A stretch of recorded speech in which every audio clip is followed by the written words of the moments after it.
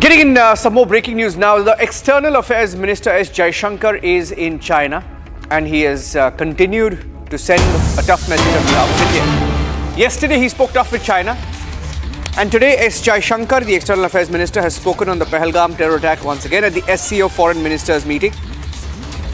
Jaishankar stating that Pahalgam attack was deliberately conducted to sow a religious divide in India. And this has been the message of Jaishankar, who has exposed Pakistan and by default even China, which has helped Pakistan in Operation Sindoor, in what happened post Pahalgam. China has had a huge role to play, and sitting in China, he has sent this message on the role of Pakistan in calling the attack religious, saying that it was an attempt to stoke a communal divide, a religious divide. The attack was deliberate and conducted to sow religious divide in India. Jaishankar has sent a strong message.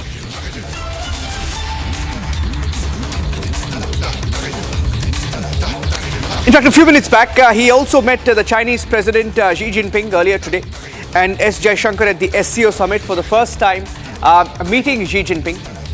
At this summit, this is the first time after the standoff with China, coming nearly 5 years after any top leader met Xi Jinping. He has met Wang Yi as well, the foreign minister of China, and sent the message to him on India's role in Operation Sindoor, indirectly, of course, letting China know exactly what we are aware of about Pakistan and the indirect Chinese support as well. Here is what Jaishankar said a few minutes back, specifically on Pahalgam. As neighboring nations and major economies in the world today, there are various facets and dimensions of our ties. Measures towards normalizing our people-to-people exchanges can certainly foster mutually beneficial cooperation.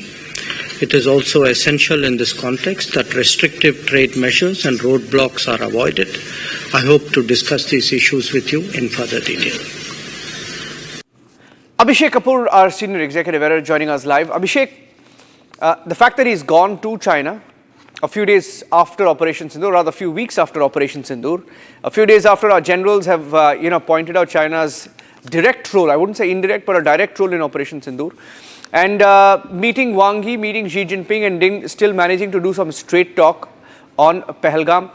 What are you hearing about how the Chinese are taking this? Well, as of, we are still awaiting a Chinese response, reaction, or how they responded or reacted, Niranjan. But the fact of the matter is that in all the other SCO meets that have happened post-Pahalgam, this is the third or fourth, there has been no joint statement because the Chinese would want to oblige the Pakistanis, and they have not mentioned Pahalgam terror attack. This really calls the bluff of the Chinese double standards, so to say.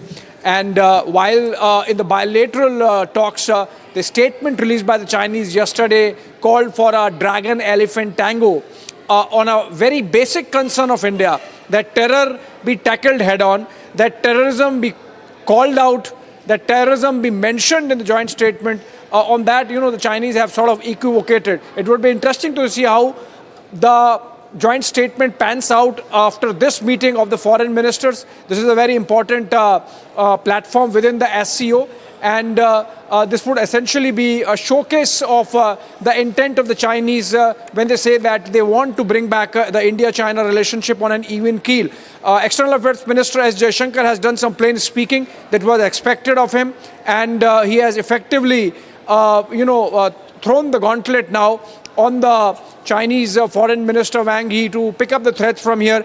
And because this is live as we speak, this meeting is happening as we speak, the Chinese response is still awaited.